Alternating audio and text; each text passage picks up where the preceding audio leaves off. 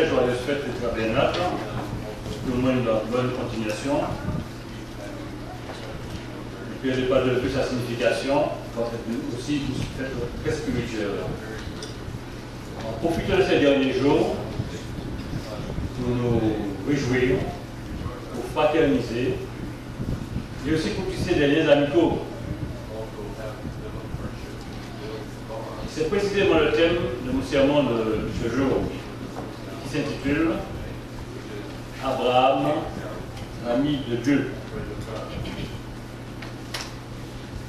Quel grand honneur que cet homme mortel, physique, limité, ait été appelé par le Dieu Tout-Puissant, le Créateur de l'univers, son ami. Nous verrons comment s'est installée cette véritable amitié et quelles en sont les principales composantes. Au cours de notre vie, nous avons déjà rencontré beaucoup de personnes et nous en rencontrerons encore d'autres. Tous ces milliers d'individus deviennent des connaissances. Et parmi celles-ci, très peu deviennent de vrais amis. Et très souvent, après cette sélection, on peut encore avoir des surprises en découvrant ce qu'on appelle vulgairement de faux jetons. Et cela produit sur nous le même effet lorsque nous trouvons une pièce de monnaie de notre portefeuille, une fausse pièce, ou un faux billet. Donc c'est la bonne déception. Alors qu'est-ce qu'au juste un ami? Qu'est-ce que l'amitié? Le dictionnaire français Larousse répond à la première question. Je cite, personne avec qui on est lié d'une affection réciproque, ou personne qui a de l'attachement, du goût pour quelque chose. Deuxièmement, l'amitié, toujours, dans le Larousse, c'est aussi un attachement mutuel, un témoignage d'affection. Synonyme, affection, camaraderie, tendresse, et ainsi de suite. Dans le livre de Genèse, Dieu est entré en contact, nous le verrons tout à l'heure, avec Abraham. À l'époque, il n'est pas encore converti. À cette reprise, cela s'est produit. La toute première fois, lorsqu'il fut appelé à sortir en dur, en cadet, ou chadé, comme vous voulez, nous serons au pays de Canaan. Reportez-vous maintenant à Genèse, chapitre 12. Genèse, chapitre 12.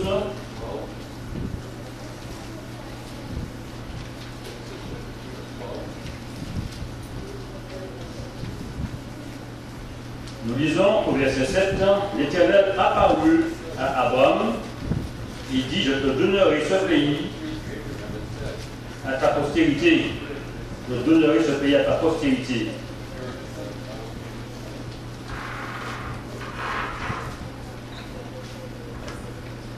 Puis Dieu apparut une seconde fois à Abraham près de Shichem, pays de Cananéens. Donc la toute première fois, je reprends au verset 3, il dit, je bénirai ceux qui te béniront, je maudirai ceux qui te maudiront, et toutes les familles de la terre seront bénies en foi. C'est la première fois, la deuxième fois, je veux le dire. Et la troisième fois, l'Éternel lui apparut après qu'il fut séparé de l'autre. Prenez le chapitre suivant, chapitre 13. Au verset 14, nous lisons, l'Éternel dit à Abraham, après que l'autre fut séparé de lui, lève les yeux et du lieu où tu es, regarde vers le nord et le midi, vers l'Orient et l'Occident. Dans tout le pays que tu vois, je te donnerai à toi, à ta postérité pour toujours. comme une promesse, je rendrai ta postérité comme la poussière de la terre. En sorte que si quelqu'un peut compter la poussière de la terre, la postérité aussi sera comptée. Regardez le nombre d'individus qu'il y a sur cette terre. Depuis la création d'Adam, imaginez-vous que tous ces gens revivront un jour. On ne peut pas les compter humainement parlant, mais Dieu sait qu'ils seront comme la poussière de la terre, aussi nombreux que la poussière qu'on ne peut pas compter. Donc ces individus seront nombreux lorsque le royaume de Dieu, le plan de Dieu sera établi sur toute l'humanité. Lors du renouvellement des promesses faites à Abraham, dans Genèse chapitre 15, il y a encore un renouvellement de ces promesses. Nous lisons au verset 1. Après ces événements, la parole de l'Éternel fut adressée à Abraham dans une vision et il dit: Abraham, ne crains point, je suis ton bouclier et ta récompense sera très grande. Nous remongeons au verset 22, parce que tout le chapitre, on va parler entièrement. Je m'occupe de le relire à la maison, éventuellement. Donc, Dieu a dit à Abraham,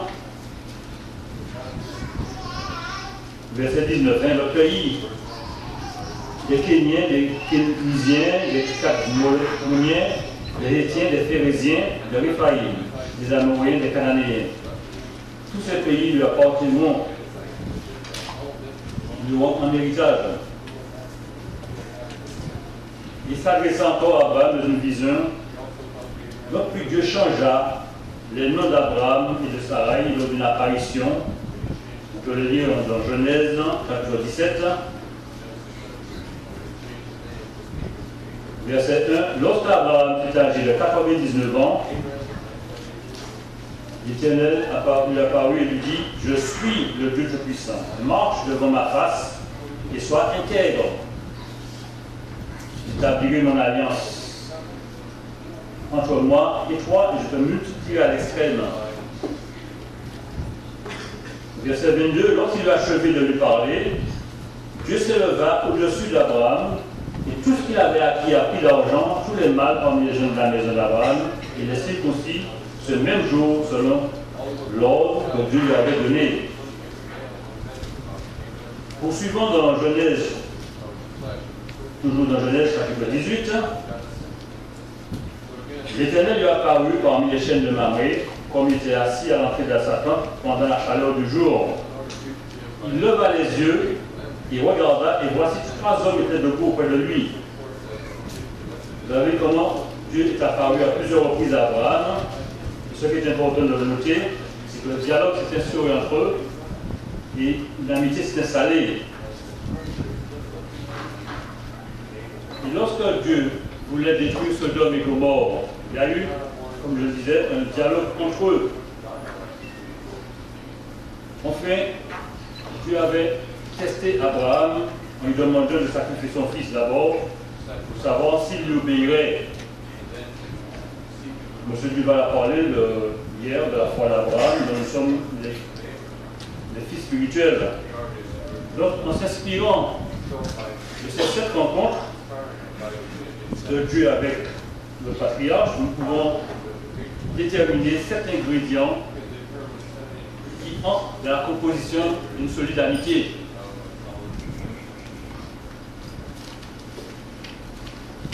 Le premier ingrédient, c'est l'harmonie.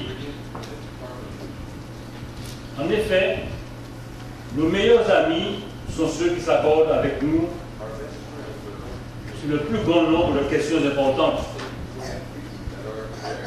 Les divergences d'opinion ou de goût, les fictions à répétition qui en découlent ne sont pas de nature à favoriser une amitié à long terme. Le prophète Amos pose la question suivante. Rendez-vous à Amos. Amos, chapitre 3.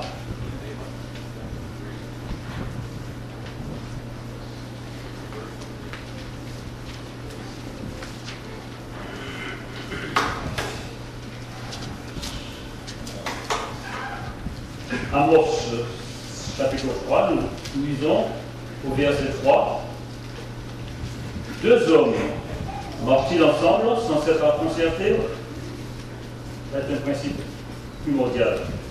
On ne peut pas marcher avec quelqu'un qui a des idées divergentes ou bien qui est toujours a toute tendance à établir entre nous des relations vraiment tapageuses. Donc, deux hommes qui marchent ensemble sont des hommes qui s'accordent. Deux individus qui font ensemble sur une longue distance doivent être entièrement d'accord sur leur destination, sur le but à atteindre et surtout la direction à prendre.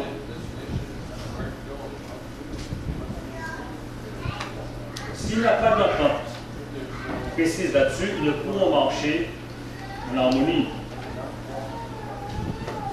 Ceci est valable dans tous les aspects de la vie,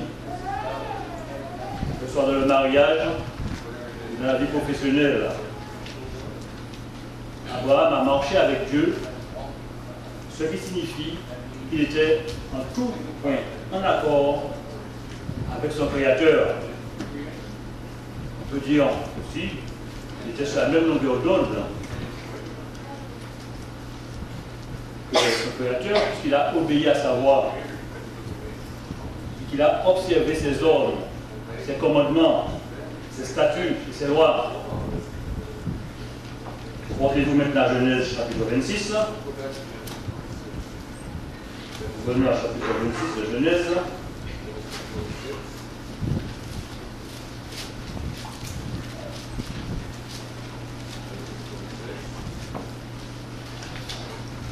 Genèse chapitre 26, on peut lire à partir du verset 4. Je multiplierai ta postérité comme les étoiles du ciel. Je donnerai à ta postérité toutes ces contrées, et toutes les nations de la terre seront bénies à ta postérité. Pourquoi? Parce qu'Abraham a obéi à ma voix, il a observé mes ordres, mes commandements, mes statuts et mes lois.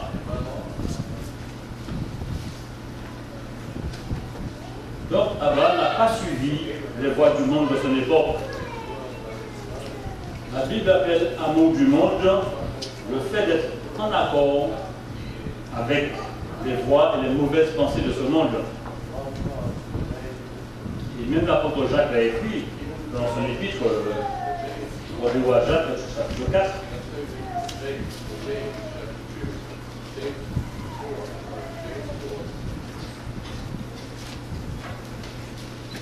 Donc vous voyez qu'au fil des années, le principe de la loi de Dieu n'a pas changé. Jusqu'à maintenant, c'est encore valable. Jacques, chapitre 4, il est écrit, adultère que vous êtes, ne savez-vous pas que l'amour du monde est inimitié contre Dieu? Celui donc qui veut être ami du monde se rend ennemi de Dieu.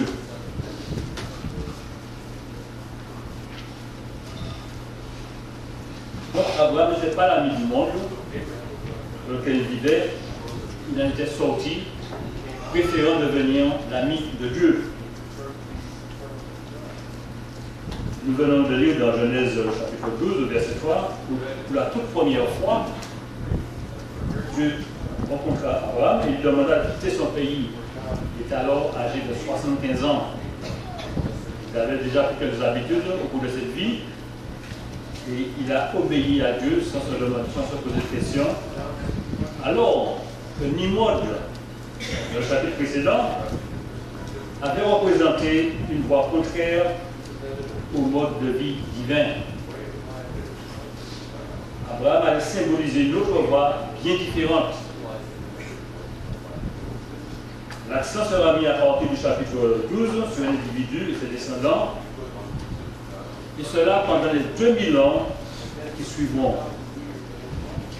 Dieu, en Chaldée, Dieu ordonna à Abraham, toujours dans le chapitre 12, verset 1, tu rappelles de développer, va-t'en dans ton pays, de ta patrie, de la maison de ton père, dans le pays que je te montrerai.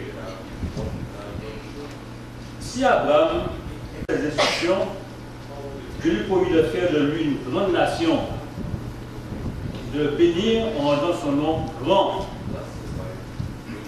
C'est la toute première rencontre, comme je l'avais dit,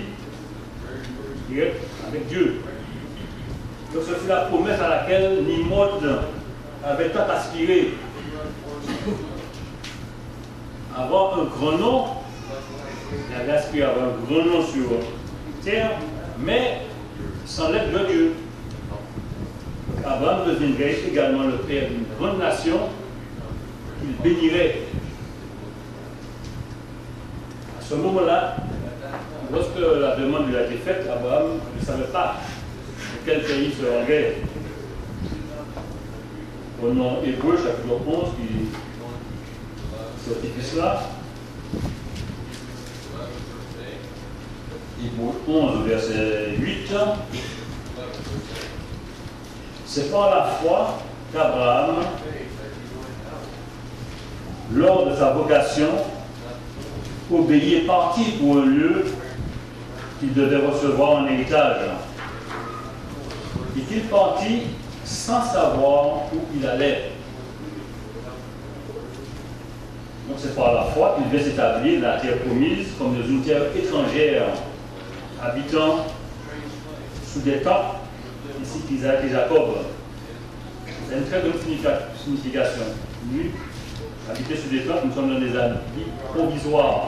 C'est comme si les droits encore sont faits devant l'Éternel.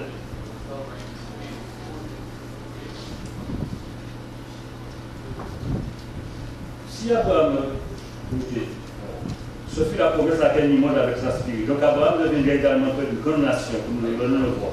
Alors donc, pour nous, l'exemple, nous devons nous inspirer de cet exemple, cette attitude de soumission, d'obéissance qu'Abraham avait à l'égard de son Créateur. Comme c'est lui le père de la foi, nous devons demander à Dieu de nous donner la foi pour pouvoir lui obéir sans discuter. Cette attitude de foi et d'obéissance, il est parti, comme je le disais, sans savoir où il allait. Ce n'est pas le cas pour nous si on nous posait la question. On nous mettait devant ce dilemme. Donc, il était accompagné de sa femme, Sarai, son épouse, Lot, le fils de son frère, défunt, et de leurs serviteurs. Ils se rendirent à Canaan jusqu'au lieu nommé Sichem, jusqu'au chêne de Morée. Nous avons lu dans verset 7, chapitre 12, l'Éternel apparut à Abraham et dit: je te donnerai ce pays à ta postérité. Donc il y allait faire la première mention de l'alliance abrahamique. Et cela devint aussi une coutume lorsqu'il a bâti un autel pour l'Éternel. Cela devint une coutume pour les patriarches de bâtir un autel chaque fois que Dieu leur apparaissait, de parlait. Au verset 8, toujours dans chapitre 12, ici on lui a Bethel, il resta 7 ans et il bâtit encore là un autel à l'Éternel. Et il invoqua le nom de l'Éternel. Donc il était en route vers l'Égypte à ce moment-là. Après être entré dans le pays de Canaan, la terre promise, Abraham a mené une vie de nomade qui fut le symbole de sa nouvelle vie dans ce monde, de sa relation avec son Créateur, en opposition, je le disais, à Nimrod, qui construisait ses propres villes et en défiant Dieu. Abraham était dans l'attente d'une ville spirituelle que Dieu allait construire afin de suivre, de vivre selon les voies divines. Il n'était pas parfait de ces voies, c'est l'être humain. Elle commençait tout juste à apprendre à faire confiance à Dieu. Il voyageait pour se rendre en Égypte afin d'éviter la famine en Canaan, comme nous le raconte au compter voir Genèse, chapitre 12. Genèse, chapitre 12.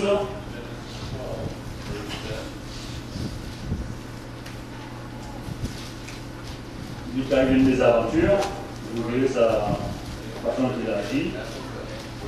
Genèse chapitre 12, on va voir, il apporte le verset 10.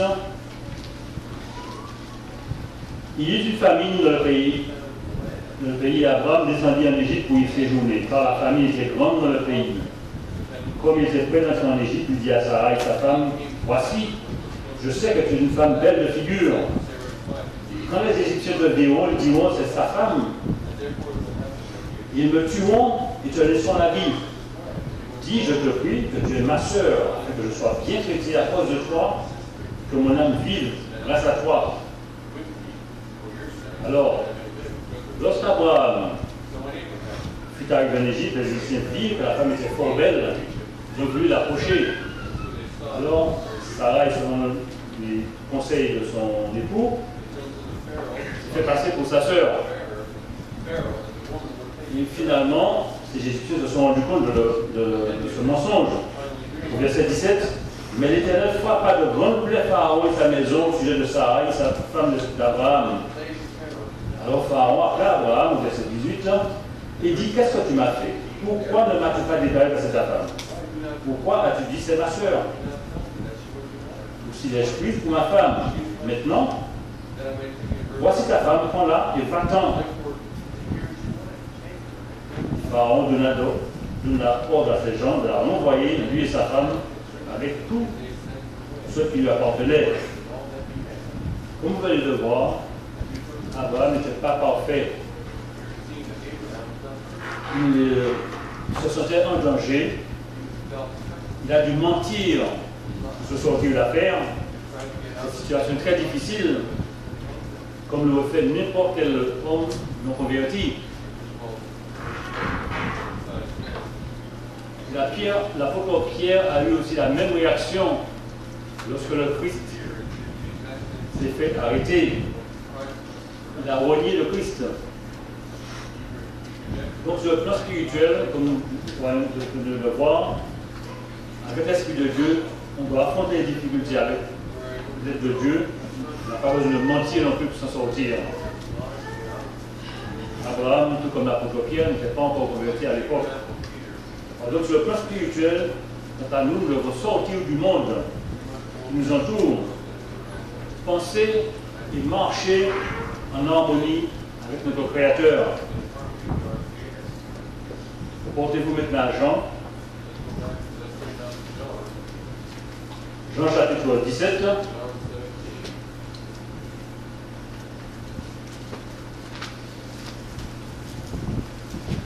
Je fais mention de quelques versets. Et tout le chapitre 17 fait mention de ce monde dans lequel nous devons sortir. Ce mot est mentionné une vingtaine de fois dans ce chapitre. On peut lire à partir du verset 14, Jean 17 au verset 14. Je leur ai donné ta parole et le monde les a haïs, parce qu'ils ne sont pas du monde. Comme moi, je ne suis pas du monde. Rappelez-vous, c'est le Christ qui parle. Je ne te prie pas d'aller ôter du monde, mais de les préserver du mal. Ils ne sont pas du monde, comme moi, je ne suis pas du monde.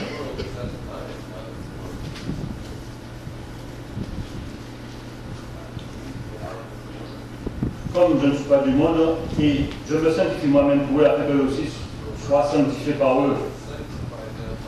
Plus loin, il dit, je leur ai donné ta parole, et le monde les a haïs. Parce qu'ils ne sont pas du monde, comme moi, je ne suis pas du monde. Donc l'apôtre Jean, dans sa première épître également, première épître verset 15, nous exhorte à sortir de ce monde. Reportez-vous la première épître de Jean, verset 15.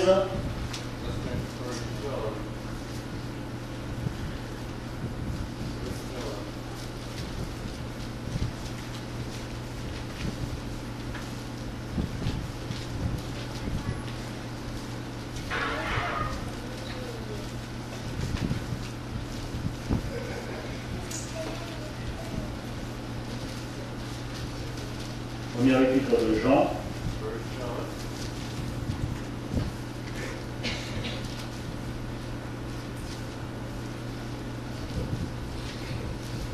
Qu'en est-il chapitre?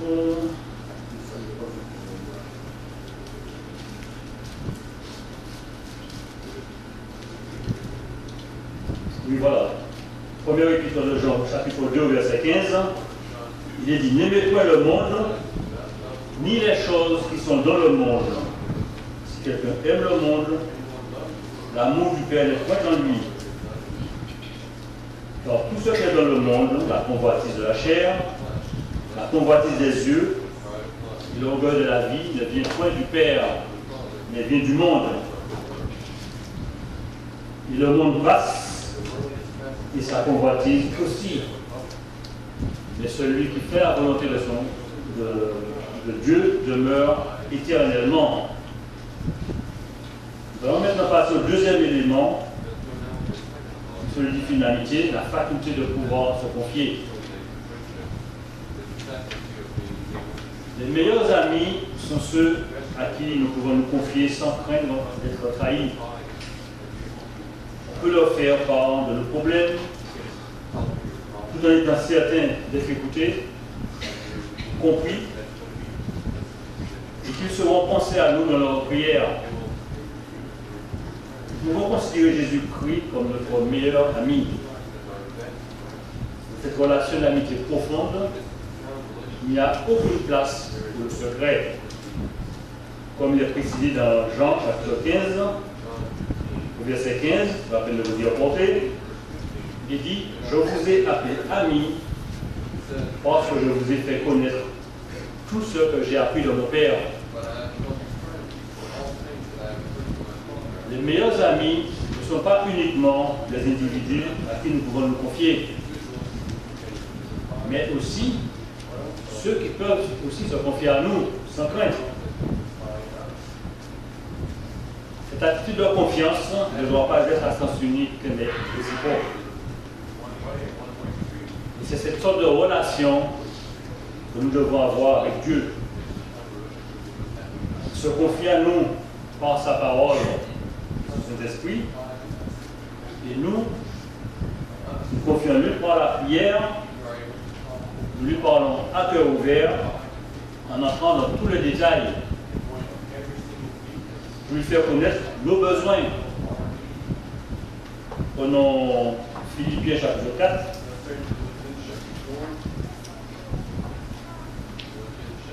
Philippiens chapitre 4.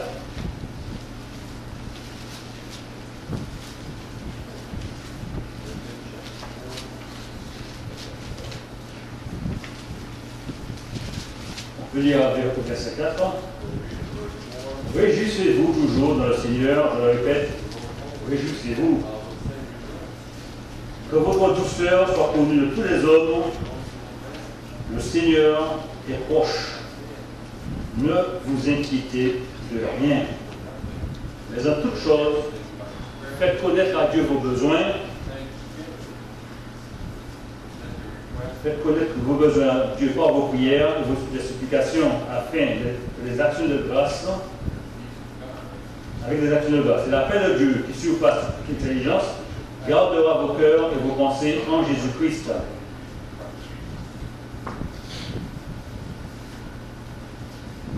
Abraham avait ouvertement parlé à Dieu, comme cela est relaté dans plusieurs récits bibliques qui décrivent certains événements de sa vie. Il était sincère, Abraham. Il parlait à Dieu à cœur ouvert. Rappelons-nous dans Genèse chapitre 18, aussi reporté, Genèse 18, ce dialogue, lorsque Dieu devait détruire Sodome et Gomorrhe. C'est très intéressant de voir comment il a expliqué à Abraham ce qu'il devait faire. Genèse chapitre 18, on peut lire au verset 17. Alors l'Éternel dit, cacherai-je à Abraham ce que je vais faire? Abraham deviendra certainement une nation grande et puissante, qui en lui seront bénies toutes les nations de la terre. Pourquoi? Parce que je l'ai choisi afin qu'il ordonne à ses fils et à sa maison appelée de garder la voie de l'Éternel en pratiquant la droiture et la justice, qu'ainsi l'Éternel accomplisse en faveur d'Abraham les promesses qu'il lui a faites. Portez au verset 17 maintenant. Abraham dit, j'ai osé parler au Seigneur, moi je ne suis que poudre et cendre. Il continue, poser des questions, peut-être les 50 juste en embrasser 5 ou 5. Et tu as toute ta ville. Et Éternel dit, je ne la détruis pas si je trouve 45 justes. Donc, c'est une intercession qu'Abraham faisait en faveur de Sodome, de mort pour l'Éternel. Ce 6e dialogue entre Dieu et Abraham témoigne de la relation amicale entre eux deux. Il n'y a pas de cachotterie, pas de secret entre eux. C'est de vrais amis. Cette alliance entre Dieu et Abraham sera réitérée au chapitre 15, où il est montré dans une vision sa descendance, malgré le fait que Sarai était stérile et qu'Abraham se faisait vieux. Prenons Genèse 15.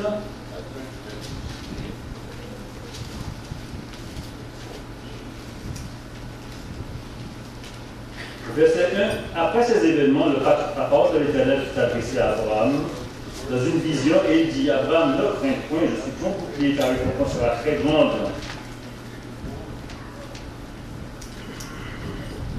Verset 2, Abraham répondit, Seigneur Éternel, que me donneras-tu? Je m'en vais sans enfant, et l'héritier de ma maison, c'est Élézer de Damas. Et Abraham dit, voici, tu ne m'as pas donné de postérité, celui qui est né de ma maison sera mon héritier. Donc Abraham voit les choses à sa façon, mais Dieu lui dit autrement. Prenons le verset 21.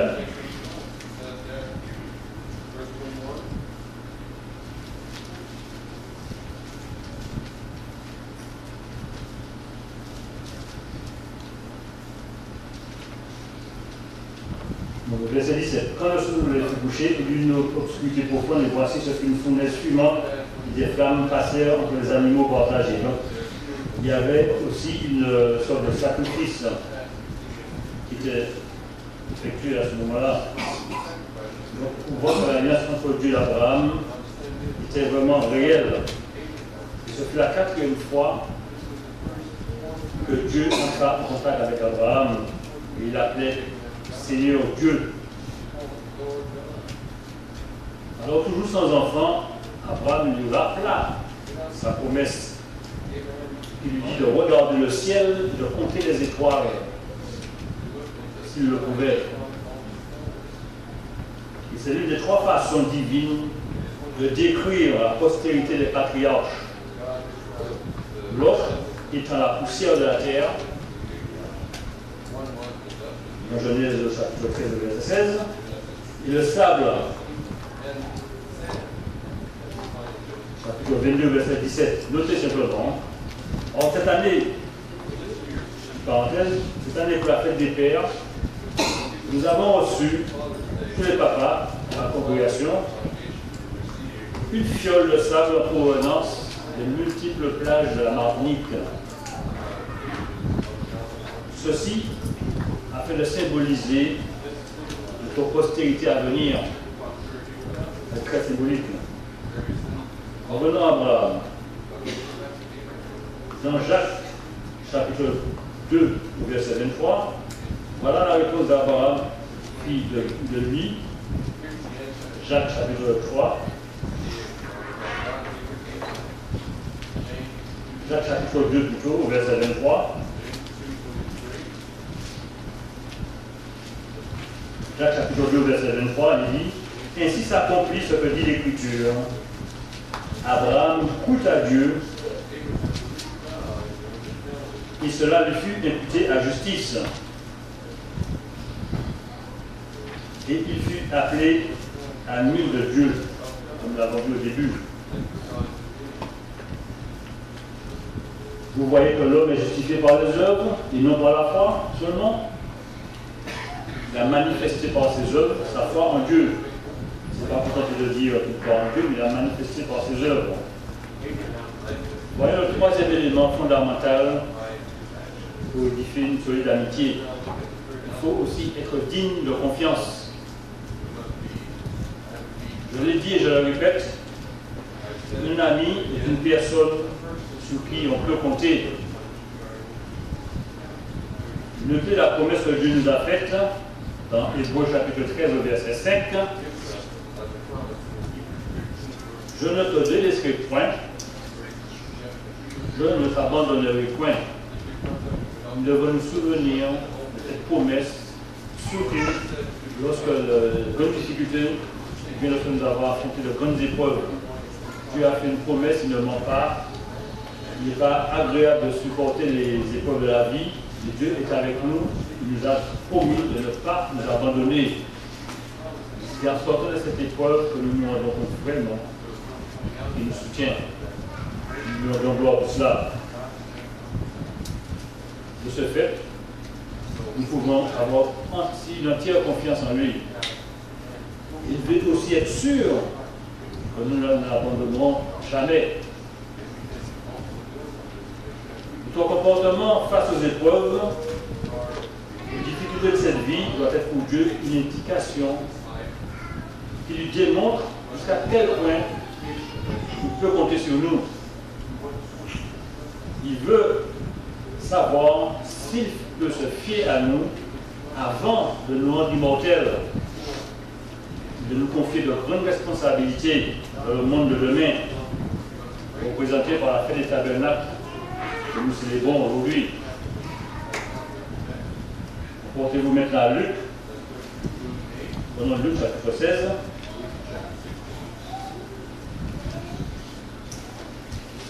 C'est à travers les épreuves que Dieu nous teste, de voir comment nous réagissons, si nous lui faisons confiance, et si nous voulons relever les problèmes par nous-mêmes. Luc chapitre 16.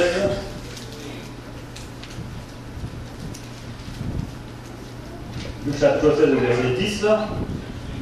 Celui qui est fidèle dans les moindres choses l'est aussi dans les grandes. Et celui qui est injuste dans les moindres choses l'est aussi dans les grandes. Si donc vous n'avez pas été fidèle à la richesse injuste, qui vous confiera les véritables? C'est là notre prière d'entraînement. C'est dès maintenant que nous devons agir pour former ce caractère que Dieu veut trouver en nous. Nous travaillons également pour l'avenir, pas pour le sein immédiat. C'est un apprentissage. Continuons verset 12. Et si vous n'avez pas été fidèle à ce qu'est à autrui, qui vous donnera ce qu'est à vous? Nul serviteur ne peut servir de maître, car ou il haïra l'un, il aimera l'autre, ou il s'attachera à l'un et méprisera l'autre. Vous ne pouvez servir Dieu et maman. Donc, on ne peut pas servir Dieu, il faut vraiment sortir du monde, pratiquer ses œuvres, lui obéir, et ne pas prétendre lui obéir tout en restant dans le monde. Ce n'est pas possible. On ne peut pas servir de Dieu à la fois. Alors, si dès maintenant nous ne sommes pas capables d'être loyaux envers lui, nous ne pourrons l'être plus tard. Il est fort probable que de toutes les actions d'Abraham, c'est son empressement à exécuter l'ordre que Dieu lui avait donné, de sacrifier son fils, cet empressement qui a fait de lui le véritable ami de Dieu, parce qu'il lui a fait entièrement confiance. C'est cette raison qu'il a dit ainsi. Prenons maintenant Néhémie. Portez-vous maintenant à Néhémie.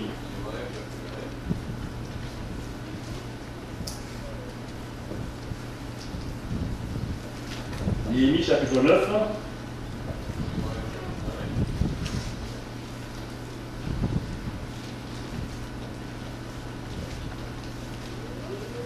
Disons à partir du verset 8.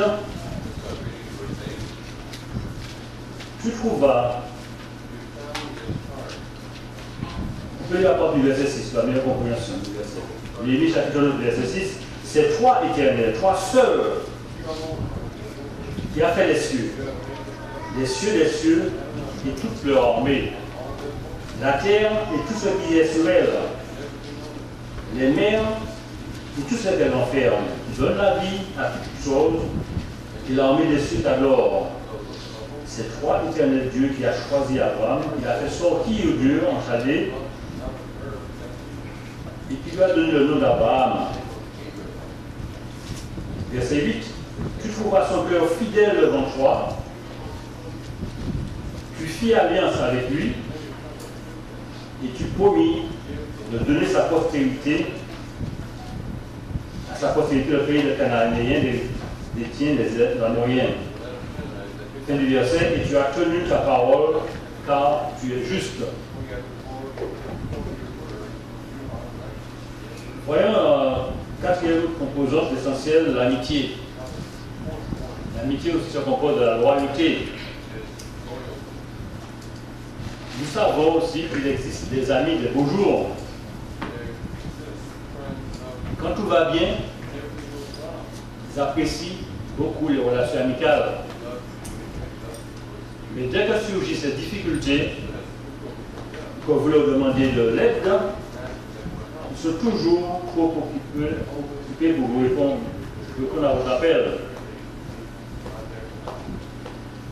Voici une anecdote qui illustre cette attitude. Je cite, deux vrais amis, deux vrais faux amis, disons, se promenaient en forêt. Tout à coup, ils voient venir vers eux un ours, gros ours. Alors, pris de panique, l'un d'eux court se réfugier dans un arbre en abandonnant l'autre ami à son sort. Alors, celui-ci n'ayant pas la force de courir, il s'allonge sur le sol en faisant le mort. Il avait entendu dire que les ours ne s'attaquaient pas au cadavre. Alors l'ours s'approcha de lui, le reniflait de la tête aux pieds, puis l'animal s'attarda près de sa tête, en train de le renifler, et l'autre ôtait sa respiration.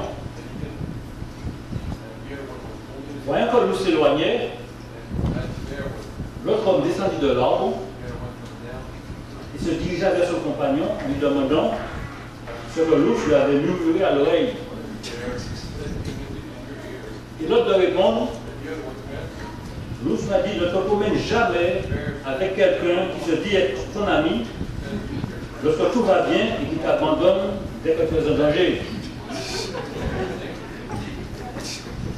Je me suis laissé dire, c'est une citation, je me suis laissé dire qu'avec un ami comme celui-ci, on n'a pas besoin d'ennemis. Voilà. Alors, dans une famille aussi, il arrive parfois qu'il y ait des querelles entre frères et sœurs, mais dès qu'un danger extérieur survient, ils se protègent entre eux. Et même s'ils peuvent reprendre leur querelle une fois le danger passé, au moins ils demeurent solidaires. Salomon a déclaré que les liens d'une amitié sincère sont plus forts que ceux de la chair. Portez-vous maintenant au Proverbe, verset 17. Proverbe, verset 17.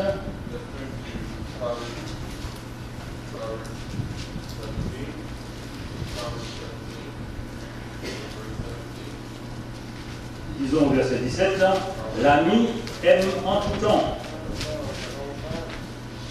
Et dans le malheur, il se montre un frère. Toujours dans Proverbe, c'est chapitre 18. Disons verset 24.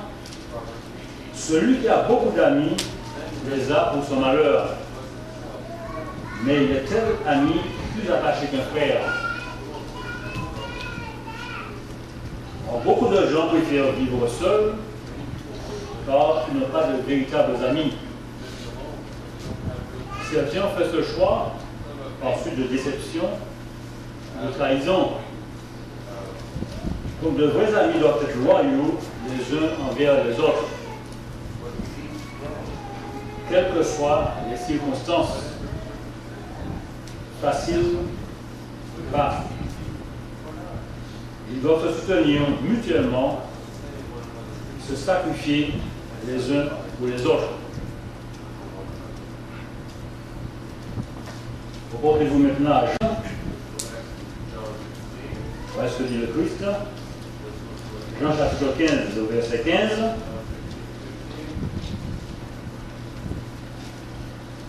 Jean chapitre 15, verset 13 plutôt.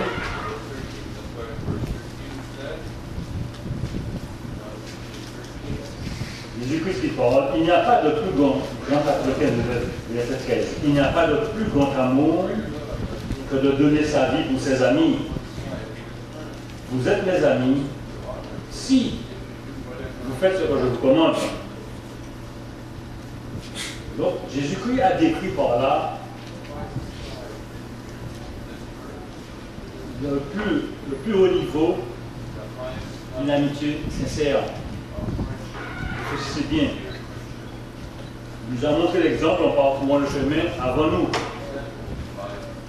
Alors, si nous voulons être ses amis, nous devons marcher avec lui, prouvant notre loyauté envers lui. Ce qu'il dit au verset 14, vous êtes mes amis si vous faites ce que je vous commande. Il y a une condition. Donc notre loyauté envers Dieu peut être mise à l'épreuve lorsque ce qu'il nous commande n'est pas conforme à notre raisonnement humain. Abraham a vécu une telle situation lorsque Dieu lui a demandé, lors de sa 7e rencontre, de sacrifier son fils unique. Il aurait pu trouver de nombreuses raisons de ne pas le faire.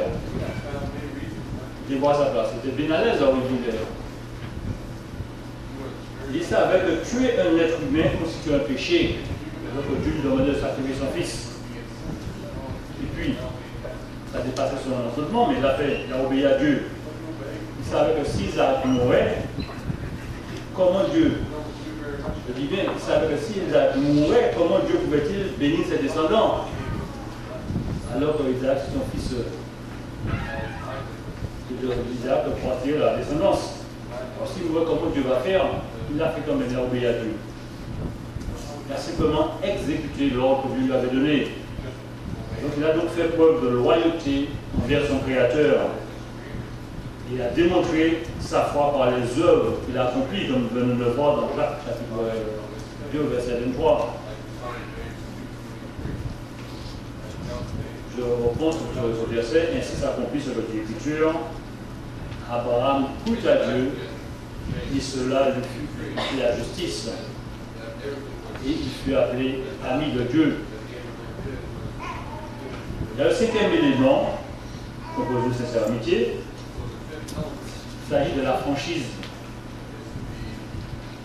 Dieu n'aurait jamais pu considérer Abraham comme son ami si celui-ci avait fait preuve d'hypocrisie, de fourberie. Portez voir Apocalypse chapitre 2. Apocalypse chapitre 2.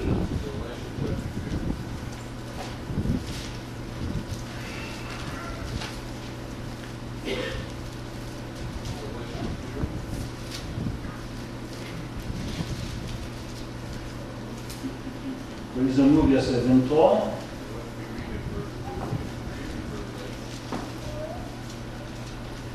Je frapperai de mort ses enfants et toutes les églises connaîtront de qui sont les reins et les cœurs. Et je rendrai à chacun de vous selon ses œuvres. Donc là, il n'est pas question d'hypocrisie, puisque Dieu sonde les cœurs et les reins. Revenons à Abraham, qui parlait librement à Dieu. Nous aussi, nous devrions faire de même en lui parlant à cœur ouvert, en faisant connaître tous nos besoins, comme l'a écrit l'apôtre Paul, que nous venons de voir dans Philippiens, par des prières, des supplications, des actions de grâce. Dieu pouvait dire qu'il connaissait Abraham, or celui-ci n'était pas comme ceux dont parle Jésus-Christ, qui est une religion de façade, qui parle beaucoup de Dieu sans jamais parvenir à le connaître. jour viendra où Jésus-Christ leur dira, je ne vous ai jamais connu. Donc, la franchise doit être la base des relations amicales. La vie est loin d'être un fleuve tranquille. Nous avons tous besoin d'être conseillés, surtout avant de prendre des décisions importantes. Prenons maintenant Proverbe 11, verset 14. Proverbe 11.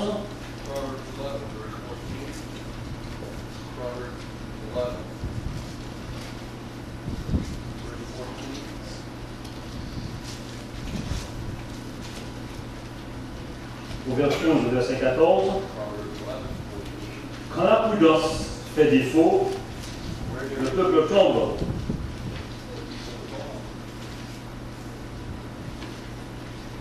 Et le salut est dans le grand nombre des conseillers. Il faut toujours prendre conseil, de bons conseils.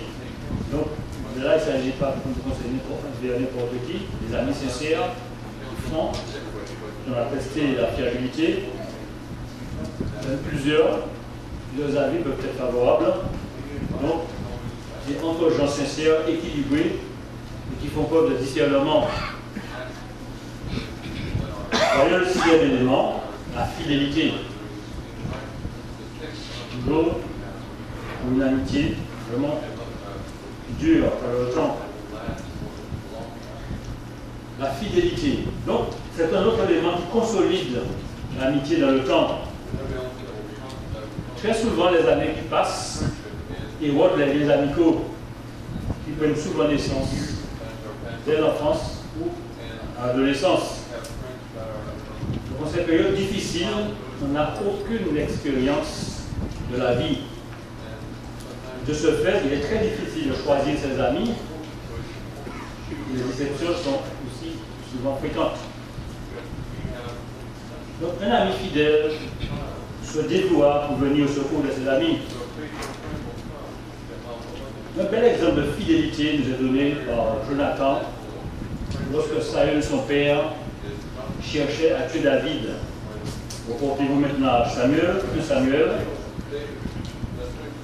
au chapitre 20.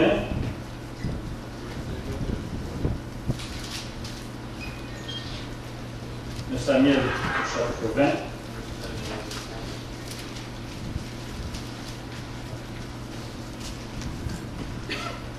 Disons à partir du verset 4. Jonathan dit à David, je ferai pour toi ce que tu voudras. Et David lui répondit, voici, c'est demain la nouvelle lune, je devrais m'asseoir avec le roi pour manger. Laisse-moi aller, je me cacherai dans les champs jusqu'au soir du troisième jour.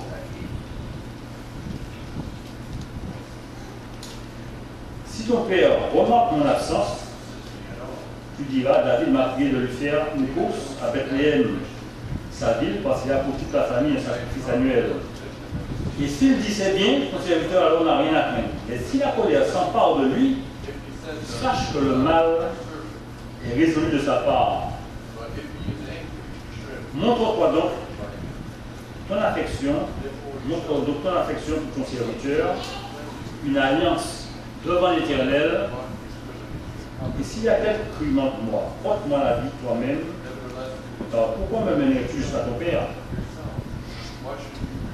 Jonathan lui dit, loin de toi la pensée que je ne t'informerai pas, si j'apprends que le mal est résolu de la part de mon père, il me n'a pas t'atteindre.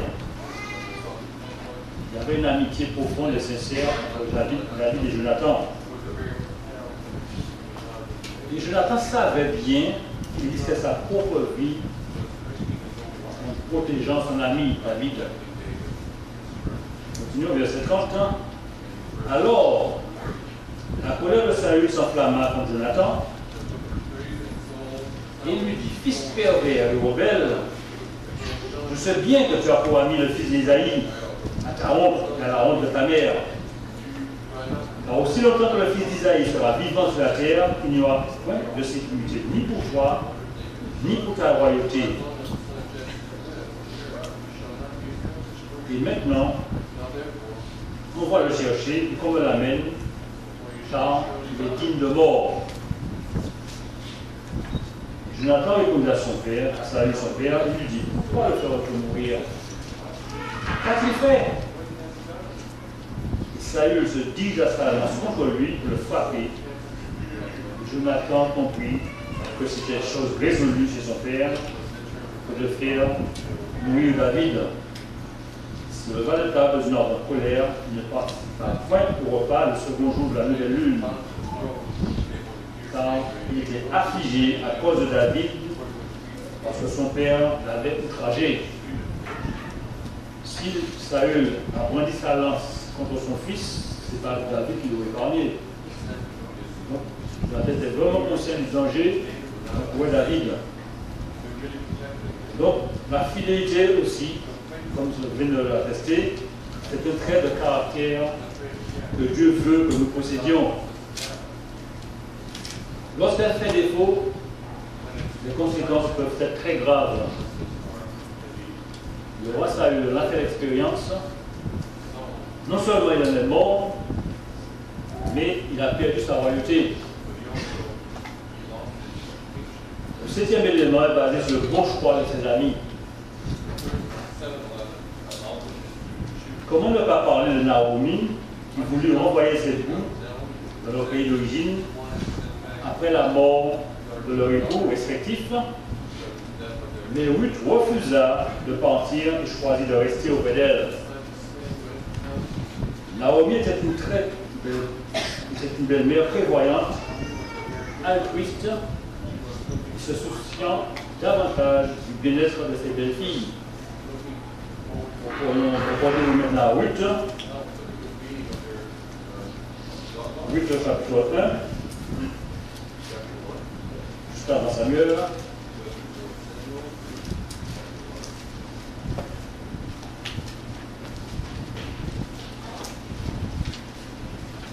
Chapitre 1, verset 8.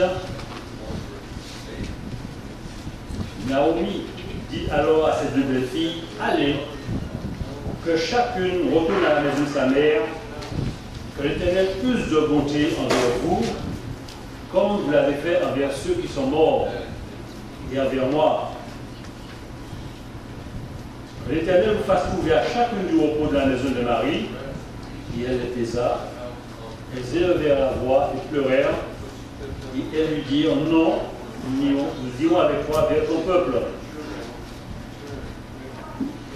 À première vue, Ruth et sa belle-mère n'avaient pas grand-chose en commun. Elles n'avaient pas le même âge, ni la même culture, ni la même religion.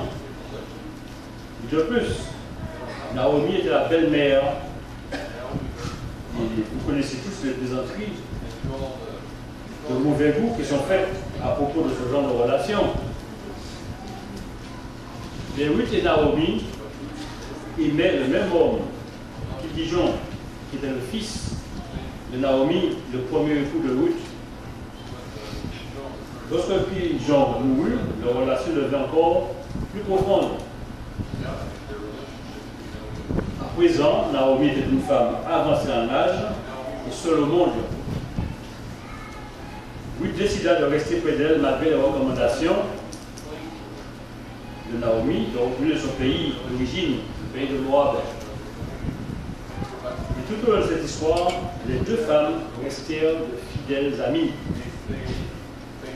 Elles partagèrent tout, malgré le fait qu'elles n'avaient pas grand-chose.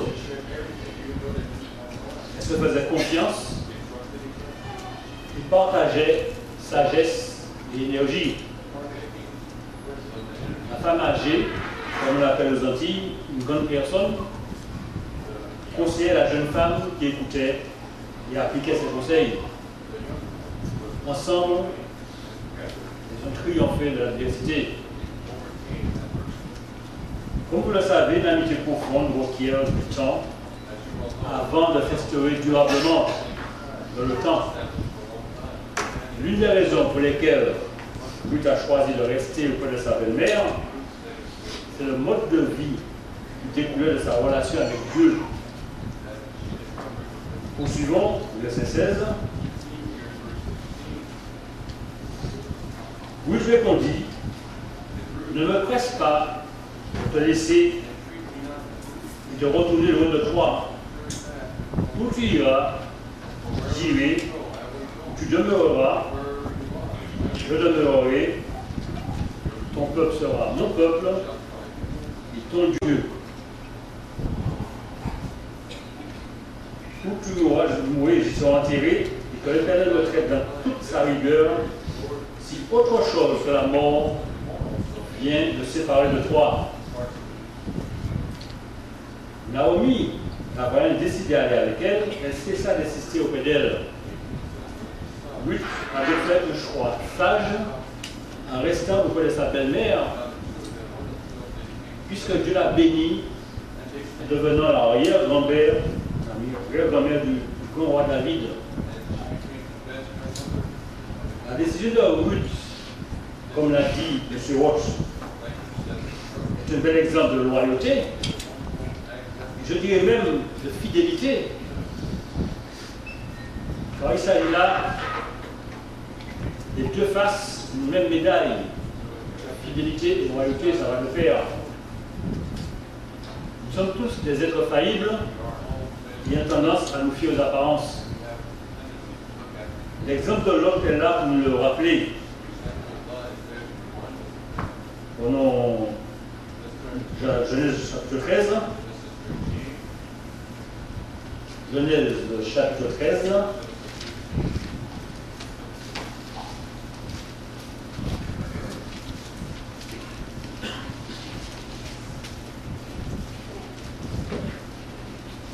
Nous avons parti le verset 1. Abraham remonta d'Égypte vers le midi, lui, sa femme et tout ce qui lui appartenait, et l'autre avec lui. L'autre qui voyage avec Abraham avait aussi des brebis, des bœufs et des tentes. Et la contrée était insuffisante pour qu'ils demeurent ensemble, car leur bien était considérable. C'était si considérable qu'ils ne pouvaient demeurer ensemble. Il y eut querelle entre les bergers et les troupeaux d'Abraham et les bergers et les troupeaux de Lot. Et Abraham dit à Lot, qu'il n'y ait point, je te prie, de dispute entre moi et toi, ni entre mes bergers et tes bergers, car nous sommes frères. Donc Lot décida de s'établir dans la vallée, laissant les montagnes à Abraham, pleines et fertiles, puis les montagnes étaient laissées à Abraham.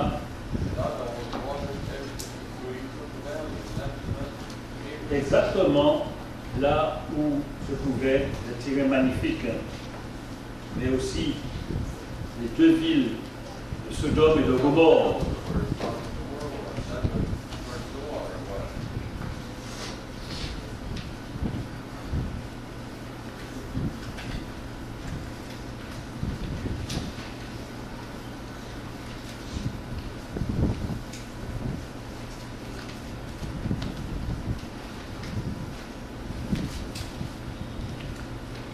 Donc nous avons tous l'occasion de faire de beaux choix tout au long de notre vie. Mais prions Dieu aussi toujours pour qu'il nous guide, pour que nous ne fassions pas d'erreurs. De grosses erreurs qui peuvent porter vraiment préjudice à notre vie. Il faut qu'il nous guide sans cesse et lui demander vraiment la sagesse et le discernement en toutes choses. Tous les aspects de la vie, comme je l'ai dit il y a quelques instants. Alors, avant de conclure, voici un poème sur l'amitié que j'ai appris il y a fort longtemps, et dont je ne me souviens plus du nom de l'auteur. C'est son importance. Je lis. L'amitié. L'amitié, c'est une écoute quand le cœur est en déroute, qui jamais ne se permet de juger ou de peiner. Elle peut tout partager de nos joies et de nos secrets. Que ce soit la nuit, le jour, elle vole à notre secours. Impalpable comme le vent, forte comme l'océan. L'amitié, c'est de l'or, comme le gaz, désordre. Dieu nous a appelés, une citation de lui, Dieu nous a appelés à partager ce type d'amitié avec lui. Il a fait de chacun d'entre nous son ami, à l'instar d'Abraham. Nous devons premièrement marcher avec lui en harmonie, puis nous confier en lui. Troisièmement, être digne de confiance. Quatrièmement, être loyaux à son égard. Cinquièmement, être franc. Et sixièmement, être fidèle en tout temps. Septièmement, mesurer l'importance de faire le bon choix. Lors de ces 7 rencontres qu'Abraham eut avec son Créateur, Dieu pouvait vraiment dire qu'il le connaissait. Abraham n'était pas comme ce dont parle Jésus-Christ, qui est une religion de façade qui font beaucoup de choses, mais sans jamais parvenir à connaître Dieu. Je cite Matthieu 7 au verset 23, cela dit, il leur dira un jour, je ne vous ai jamais connu. Et cet avertissement nous concerne tous. Pour compter sur nous, si nous remplissons ces 7 conditions essentielles, car il doit trouver notre fidèle comme celui d'Abraham, son ami. Pendant cette fête des tabernacles 2013, entraînons-nous à développer ce type d'amitié selon le modèle divin, sachant que c'est du travail, mais surtout un excellent entraînement de l'acquisition du caractère divin.